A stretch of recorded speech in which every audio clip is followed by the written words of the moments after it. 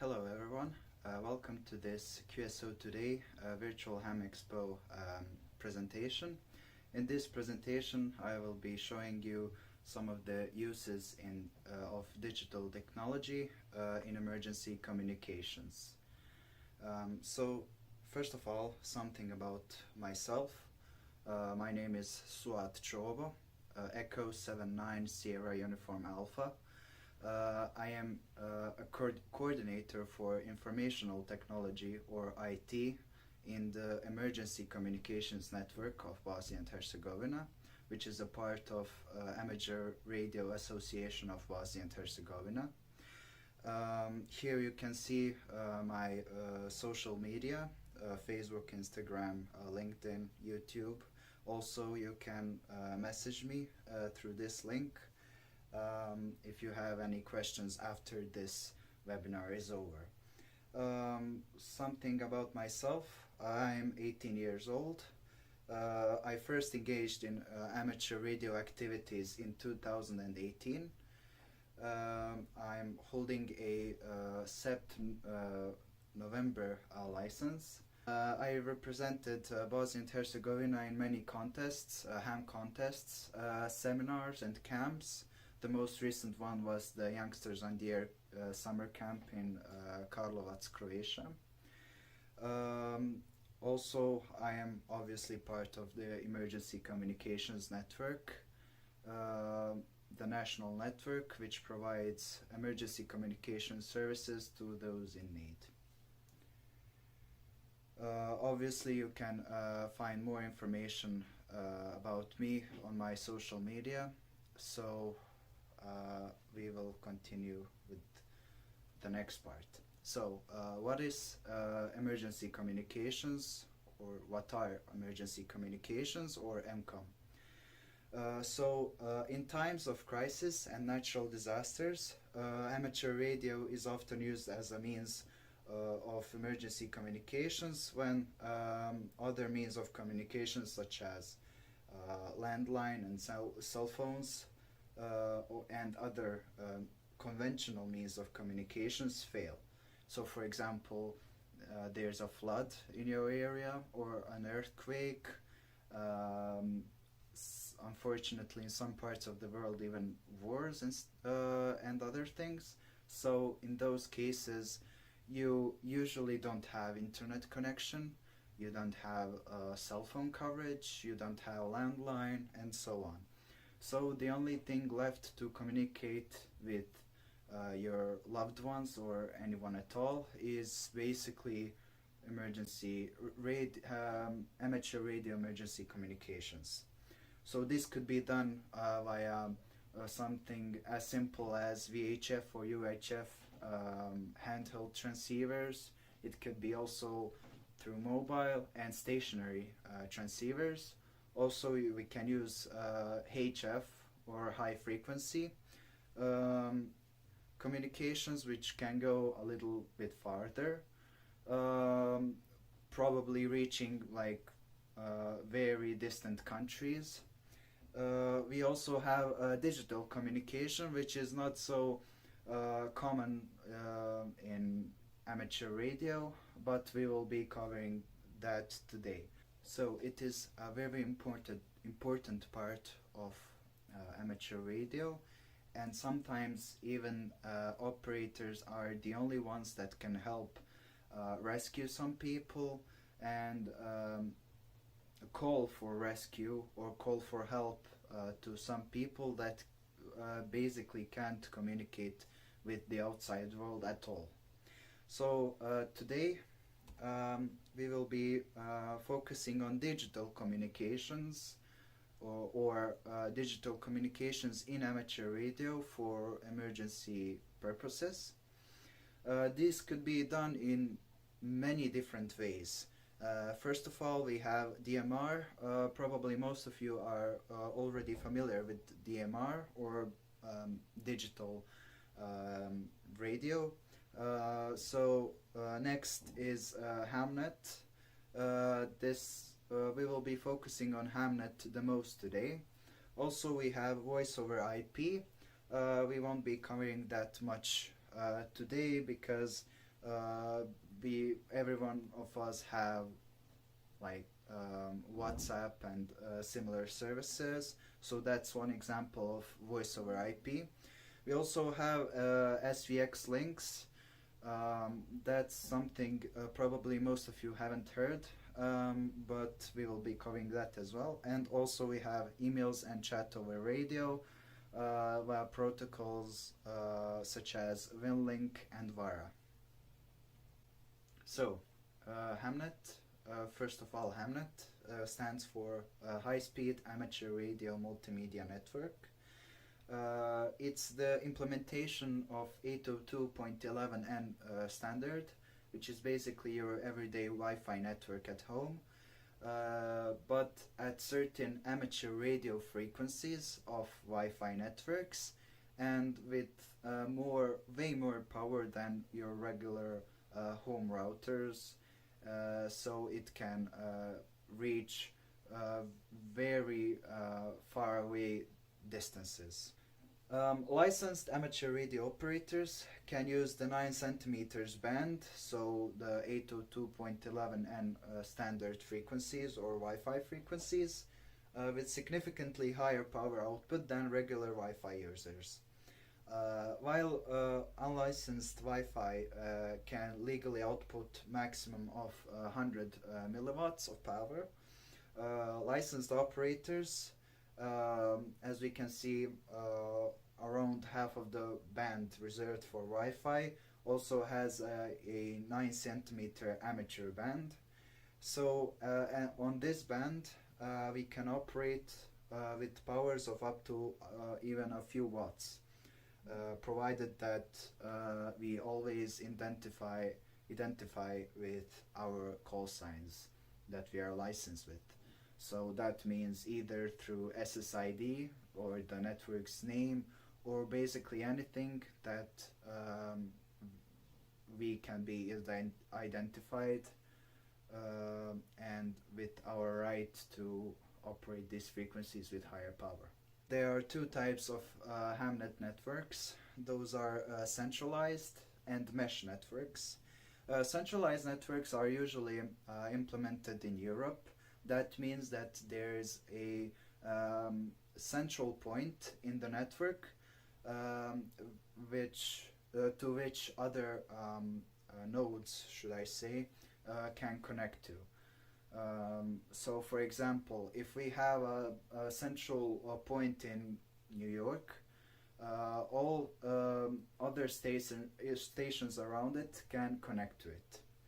While mesh networks are usually present in the United States or the Americas, that means that there's no central point. So this is a decentralized network, which means that one station can connect to the other, and that will connect to, I don't know, third station, and that will the third station, for example, can receive information from the first channel from the first station through the second station or the second node.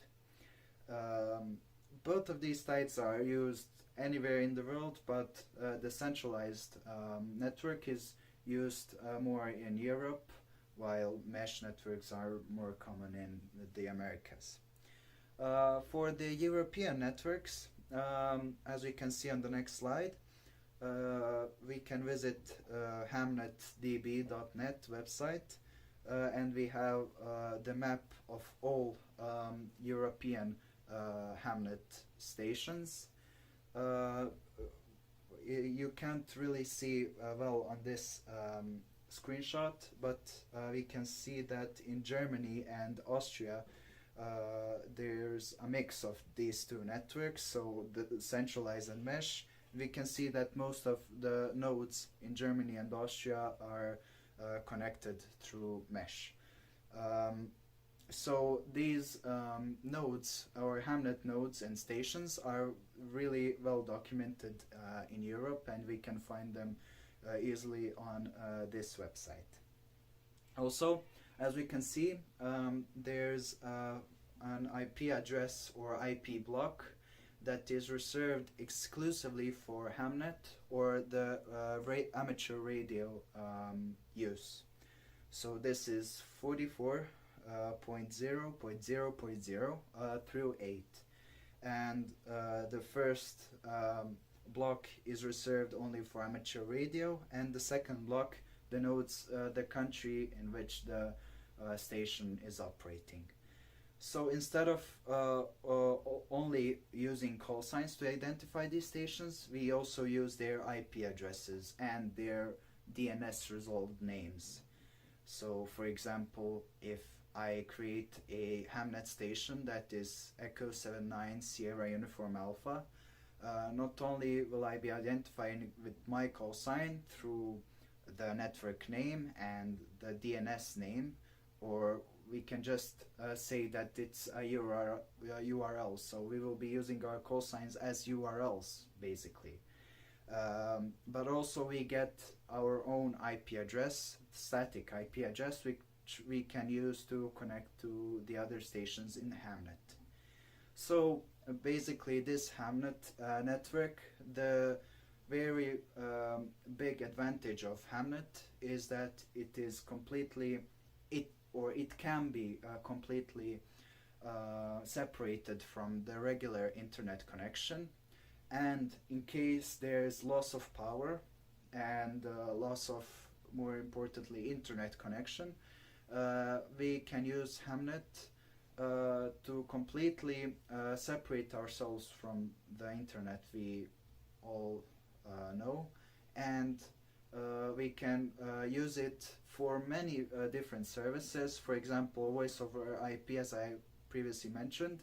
We can also host websites, for example, with important information. And these networks, instead of your ordinary Wi-Fi network at home, which can maybe have a reach of around 100 meters, these HAMNET networks can have range of up to tens of kilometers. So it can have a pretty big reach. As you can see, in Bosnia and Herzegovina on this previous map is not really, it does not host many or any at all HAMNET stations, but there are some proposed projects. For example, in our emergency communications network of Bosnia and Herzegovina, we proposed, as you can see on this slide, a station which connects three big cities, not big but economically important cities. So that would be Sarajevo, Zenica and Kakanj, which is my main QTH. So as we can see in Zenica, it is we have a HAMNET station on Mount Lisac. In Kakanj it would be on the hills of Turbici and Vrana, which have good reach both to Zenica and to Sarajevo, which is really open. And in Sarajevo we have Mount Hum, which hosts the Hum Tower, the main telecommunications tower in Bosnia and Herzegovina. So as we can see on the map on the left side, there is a lot of terrain. There are mountains, there are hills, so on. But the whole cities are located in the passes or in the valleys between the mountains and hills. So the signal propagation is very low in quality. We use these mountains and hills which can reach all three cities, and those nodes or those towers can pick up signals from each of the others and transmit it down to the city. And also, as we can see from Kakanj or between Kakanj and Sarajevo, there are a few other towns or cities, for example Visoko, Breza and so on, which are pretty much open. That's one big valley with basically not no significant terrain, so that signal can also be picked up from those cities. So it won't be a situation where only 3 cities are covered, but also many more, at least in this central part of Bosnia. This network will probably be connected to the main HAMNET server, which is located at the Faculty of Electrical Engineering at the University of Sarajevo, which hosts the main server, and it is operated by ATF. It can be accessed through VPN or directly, and it already hosts a web server, an asterisk voice over IP, SIP, which means we can also, through HAMNET, we can use the landline to communicate. And also there's a voice over IP app called Mumble, which is already installed on this server. Anyone in Bosnia and Herzegovina can use this server already, though it is not connected through actual physical network. You can only access it right now through VPN. However, if this project ever comes to reality, it will be connected to the international HAMNET networks as well. Next part I want to talk about are SVX links. So SVX links are networks with multiple connected stations, in this case in multiple cities around Bosnia and Croatia and Serbia. So these stations are connected through internet with each other, and they are listening and transmitting on VHF and UHF frequencies. So, for example, if I call someone from Sarajevo, and in that SVX link, for example, they are Sarajevo and Zagreb. And if I call from Sarajevo on the SVX link frequency, VHF or UHF, the Sarajevo station will be listening what I will be transmitting on that frequency, and through internet will be sending it to all stations in the network, including this Zagreb station.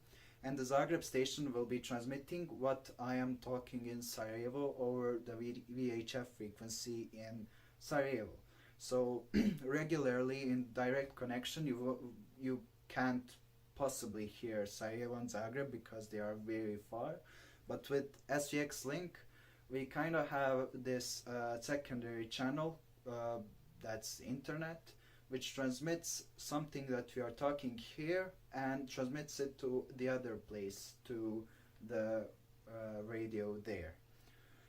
So as we can see on this map, we have a network called SVX Link DECA, and all of these stations are connected to each other. So someone talking from Sarajevo can also be heard in northern Bosnia and southern Bosnia, also in Serbia and Croatia, and they can be operating with minimal powers like 1 watt and still be heard all around, even the world. Like there are also users from America and Turkey that are operating on this network using Echolink.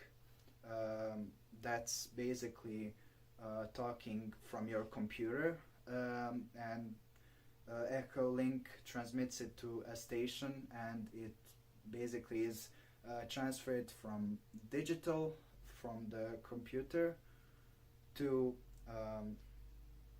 the radio.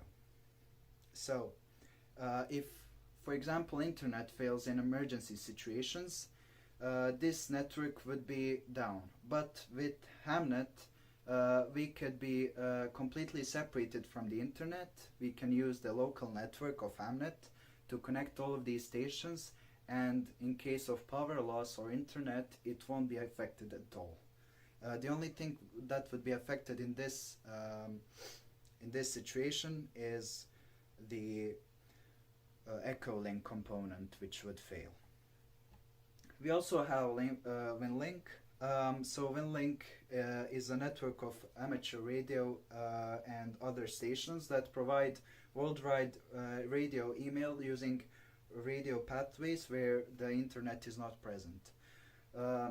As we can see, for example, if there's no internet or or even electricity, we can basically send real life like emails. Even though we don't have internet, we can send emails from one station to another. Then another station which has internet will send that email physical or like digitally over the internet to the email address we put in, and they will receive the email without us ever connecting to the internet. So we have had a demonstration of this WINLINK and VARA. VARA is a component that transmits the emails over radio using sound card. As we can see on this slide, we had a regional exercise called IARU protocol in crisis situations. We communicated with Serbia, Croatia, Slovenia. There's also Germany here, Austria, and Montenegro, which are not shown in this picture. These are photos from Kakanj, my main QTH. As we can see, there's no internet connection. We didn't even use 4G network or mobile data. And we use these radios and this laptop to send emails from Kakanj that went through Zenica, as we can see on this slide, Echo 79 Romeo Zulu Echo, and it was sent further to Slovenia. We didn't have internet connection. Zenica did, the Romeo Zulu Echo station, and they basically sent it for us. So these are those photos.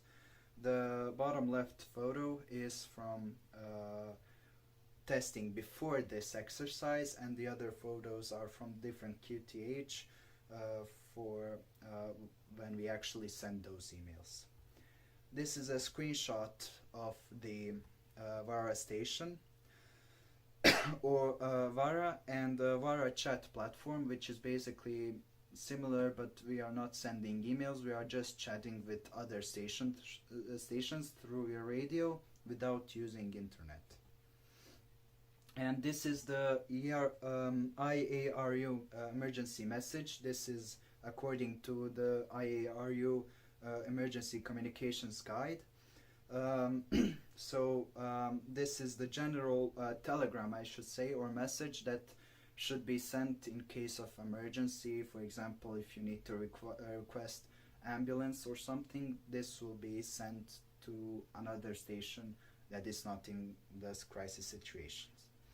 And last but not least, we have this image on our last slide, which says, when Facebook and Instagram went down, ham radio did not. Amateur radio keeping people in contact since 1901. That is the main message of this presentation. When everything else fails, ham radio stays there and helps people. Thank you for listening. Questions and answer session will begin now. I will be live now to be answering your questions related to digital communications in emergency situations. Thank you for listening. Okay, Suad, I am here. Are you there? Can you hear us okay? I think you might be muted. Oh, there. Yeah, okay. There we go. Evidently, I turned up my volume way too much. Okay. Clifford, thank you for noticing that we were here, because I went to the VFAIR's presentation and we were listed out of order. So if you looked at, okay, what's next? We weren't there. It went to the next few presentations starting in an hour, and then we were below that. So a few people I see have come in. So first thing, Suad, do you know if there's any activity in the U.S.? And well, go ahead. Go ahead and answer that. As far as HAMNET goes, as I already mentioned, there are mesh networks. So basically, one station connected to the other, and that station to the third, and so on. So there are a lot of those stations. As far as emergency communications are concerned, I'm not aware of that fact. But me and Don actually had a conversation earlier. He lives in Florida, right? Yes. Yeah. So they have like pretty bad weather and hurricanes and stuff. So I know that they have emergency communications in those situations. So I guess that's depends on where you live. Yeah, as I was speaking to Suad, I said, well, in Florida, ham radio always talks about emergency communications, but we take it very seriously here because of the hurricanes. And WINLINK is the standard around here anyway that is used by the Red Cross and other emergency communications people. The one thing you didn't touch on, or one of the communication standards you didn't touch on, Suad, was PACTOR. Do you use any of that? As of now, we didn't use PACTOR, but it's pretty interesting. The thing is with PACTOR is that they have like really the connection speed is really slow. So it could be actually used in HAMNET. It is used in HAMNET. You could use it on the regular bands such as 2 meters and so on. But the thing I covered in this was using the 9 centimeters band, so 2.4 gigahertz and 5 gigahertz. So right now we didn't use PACTOR. We only used the off-the-shelf products, and that's basically it. Okay. Also, Arden Mesh, which is very similar to the HAMNET you were talking. Now, Suad, are you using off-the-shelf Wi-Fi routers to repurpose for your HAMNET? And if you are, is there any limitation? And what kind of antennas are you using for that for the 9 centimeters? Actually, we in Bosnia don't actually have the active HAMNET radio. They are just proposed projects. Okay. But you could also use the regular home routers, even though they have a pretty limited reach. And the limitations are only if you don't have a ham radio license. If you have a license, you can identify yourself with your call sign or your network. And there are antennas, I think there are dish antennas. They are set up on the roofs and also on the towers, if I remember correctly, in Germany and Austria. And they send it like pretty much anywhere. So there are limitations such as terrain, propagations, and so on. But that's the antennas that they use. And also they use like pretty way bigger powers than regular Wi-Fi's do.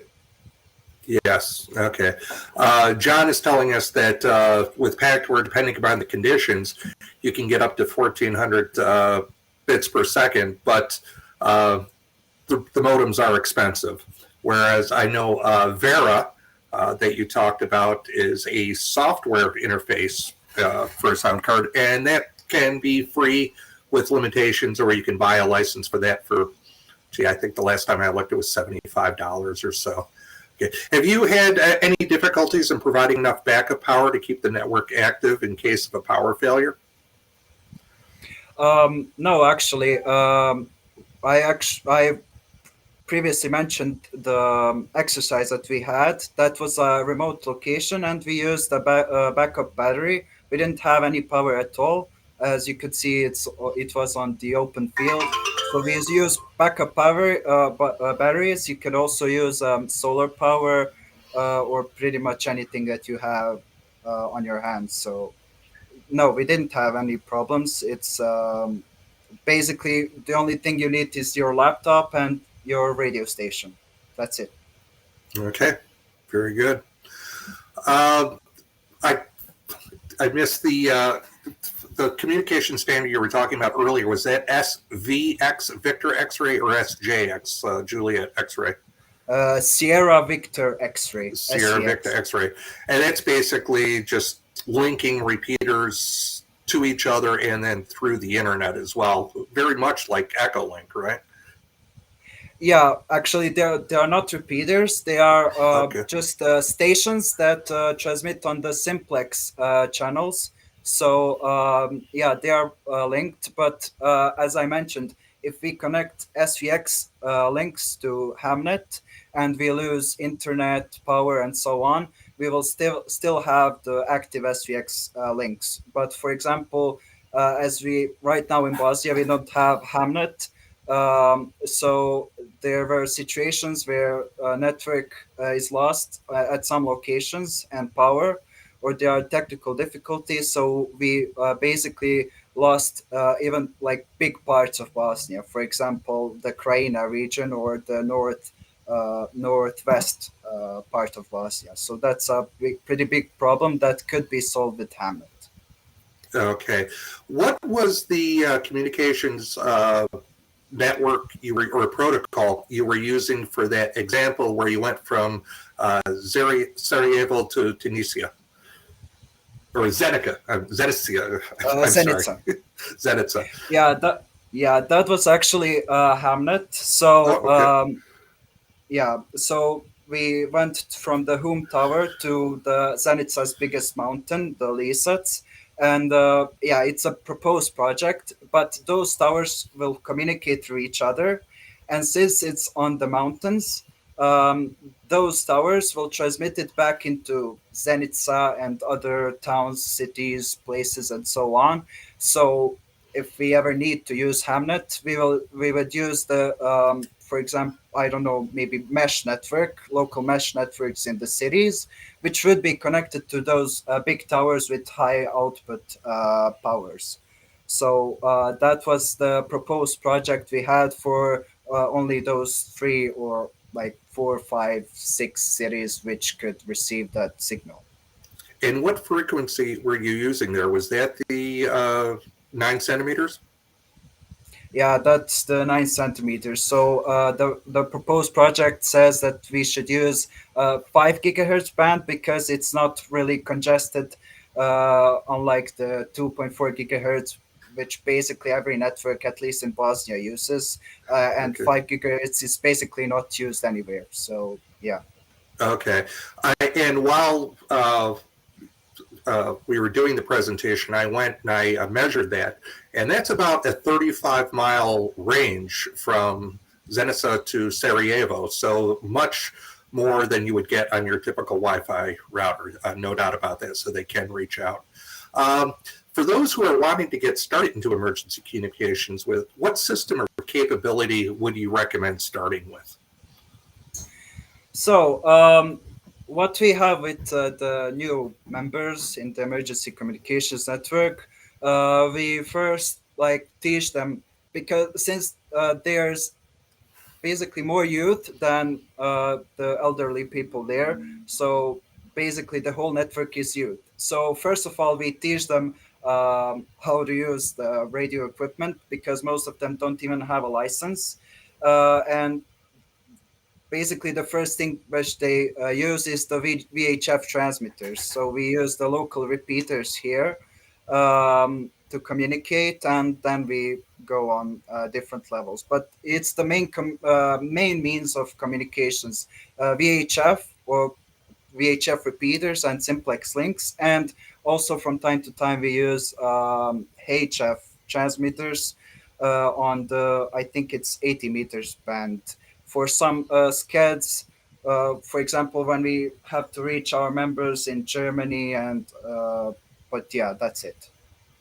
Yeah, and I would also think that if you wanted to be in emergency communications in your area, you would find out what people are already using for what protocol they're using for your area to unless you want to start something new. But yeah, that's good.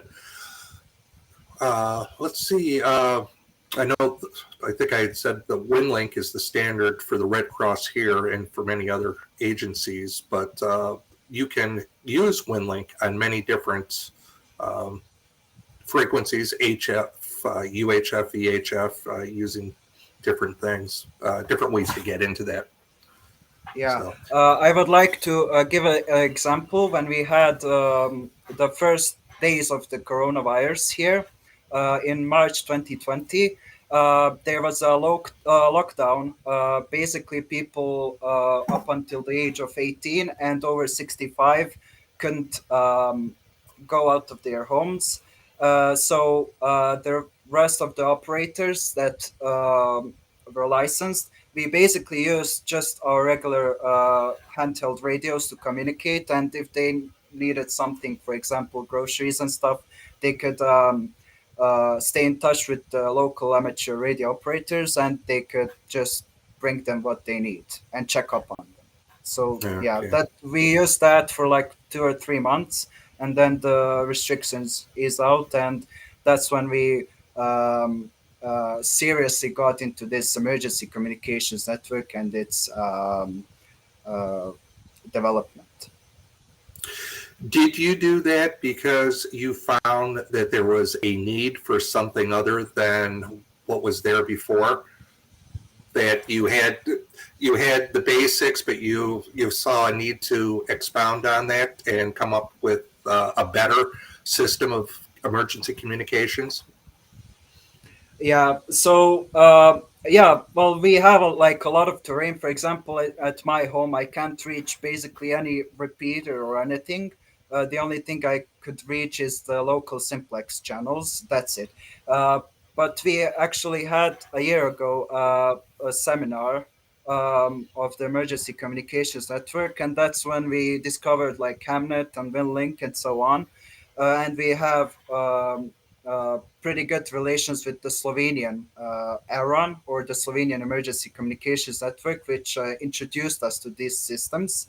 And we also, unfortunately, have experience with emergency communications, or had it like 30 years ago, when we had Yugoslav wars here, and Bosnia really did have a lot of negative consequences. So we were lucky enough to actually already had established emergency communications, and we connected like very big amount of families during the war which didn't have any communications. We connected them with their relatives in Germany and Italy when they emigrated there for asylum, and that's how they communicated in war times, and that's how Bosnian emergency communications was established, basically. Unfortunately. So I heard I heard that right now in Ukraine, you can't even use the emergency communications. You can't use any bands at all because there's a fear that there are spies that are spying on the frequency and stuff. So we were actually grateful. We are lucky to have the communications established in the wartime. Yes, that's as bad as hurricanes and such are. There are certainly worse situations where you need emergency communications. So, unfortunately. Mike is saying that in Georgia, north of Florida here, that they use WINLINK and VARA as well. That's what Aries uses there. And once again, I think that's because WINLINK is basically the de facto standard for communications between the served agencies, certainly the Red Cross. And for anybody that doesn't know about WINLINK, there are certain forms that in the presence or in the context of the email, you can put information in there that's standardized. So if you want to send a list of, well, these people are here or we need these medicines, that's very easy to do in WINLINK, and that's one of the reasons they use it. Here, anyway. I saw that you had the messagegram from the IARU, which look very similar, amazingly, to the ones that the ARRL uses. And I'm sure for the same reason. So you can let people, send those standard things back and forth and let people know Yes, the telegrams. exactly. I think, Yeah. I think that's the standardized form of that telegram. I know that the Red Cross here also use the same form, so I think that's pretty much standardized all over the world. So yeah. Yes. So it just shows you can help no matter where you are if you can get a radio communication link. Yeah. Okay. Are there any other questions for Suad? I want to mention that he put his contact information on the presentation. However, if you want to go to his QRZ page, his email information is correct there, and he's willing to answer any questions that you might have. Yeah. So, okay, Suad, is there anything else that you would like to add? I think it looks like we've kind of slowed down on the questions here. Yeah, I don't have anything on over my head right now, so yeah, I don't know. Okay. Do you have anything else to add? Maybe like some experiences or something? As I said, I'm on the western coast of Florida, and we do not get hit with the hurricanes here like they do on the East Coast. So we prepare and we practice.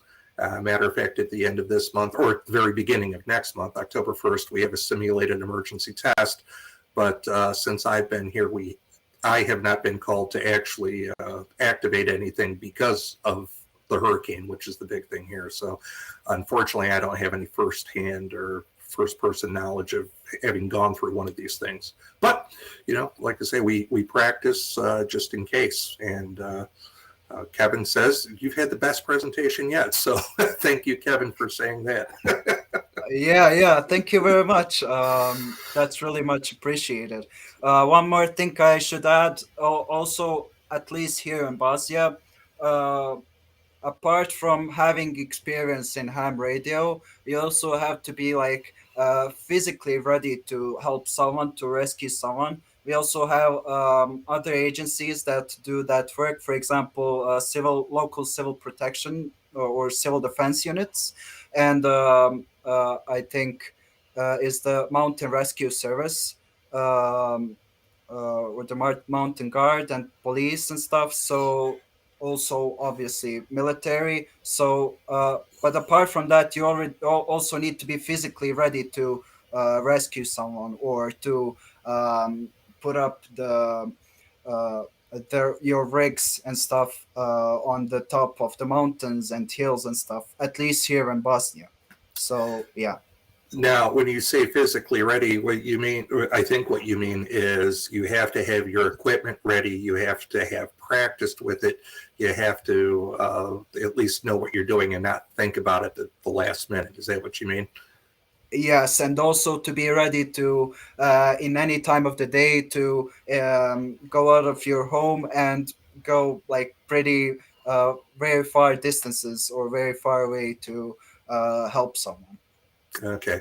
We do have another question, and do you have any thoughts about external hardware sound cards versus software sound cards? We don't really have much experience with like the really high end sound cards. We actually used one. I guess you could consider it sound card. Uh, Actually, it's like the simple USB to 3.5 millimeters. That's what we use to connect our stations. That's the most simple form. If you have stations such as Yezu or similar HF stations, you also have. I'm not sure, but there's a digital output there, so you could directly connect your computer with it. The thing is with using the sound is with some stations such as Baofeng, and similar handheld stations is that when you connect the input and output, um, you hear a hiss on your frequency, and you can't really turn off the PTT. It's always transmitting. You can't do anything with the VOX settings or anything. There's a simple solution for that, which is to I think there are is to ground or to connect the two ground pins on the 3.5 millimeter jacks. That's how you stop the transmissions. You just use a simple button for that, and that's like you connect it to two ground pins. That's how you resolve that problem. But that's why we don't use the sound too much. If we have the opportunity, we will use the stations like direct connection to just connect it with our computers. So yeah, if you're using sound, be prepared for some problems with always transmitting. You can't really turn it off. But yeah, that's how you solve it. Okay. Do you use APRS in your emergency communications there? Yeah, but not really. I mean, you couldn't really use APRS. If you had emergency situation, you wouldn't really have time to use APRS. You would just find the nearest channel and communicate there. So yeah, that's it. We don't really use much APRS here. Maybe when we set up SVX links, we use APRS to like see and pinpoint the nodes there. But apart from that, not really. Yeah. Oh, sorry. I think. Oh, I think it was for I think you. I clicked on. Yeah. No, I clicked on that, but I wasn't going to try and pronounce that, so I just wanted you to see it. Yeah. Hvala Suad za ovu prezentaciju. It was by Janko, Sierra 57 November Kilo from Slovenia. Hvala puno, Janko. Thank you very much, Janko, for što si pratio ovo. I nadam se da ćemo imati dobru saradnju i u budućnosti. Ako imaš bilo kakvih pitanja, tu sam na raspolaganju, QRZ, email, šta god. Yeah, so thank you very much, Janko. I hope we will stay in touch later. Okay, that was much more than I was going to do. Okay, let's see. Does anybody else have anything? Okay, I guess we're good. So once again, I'd just like to thank Suad for doing the presentation. It was a pleasure and an honor to work with him. And we're going to shut down the stream at this time. So thank you, everybody. And I'm sure, Suad, one last chance. Anything you want to say? Yeah, if you need any help with setting up the HAMNET stations or WINLINK or anything, you could contact me. We could keep in touch, and I'll be more than happy to participate in your project. Also, if you have any more questions, you can keep in touch. You already have had my contact information on the presentation and on the QRZ as well. So you can contact me there as well. And thank you very much to all of you who watched and to all the compliments that you gave me here. Thank you to QSO Today for giving me the chance to participate here, and sorry for that the presentation or my talking in the presentation wasn't really good because it was like it wasn't scripted at all. I had the very last chance to do it, but I'm glad that it worked out. So thank you all for your support. Okay, thank you. Goodbye, everyone. Goodbye.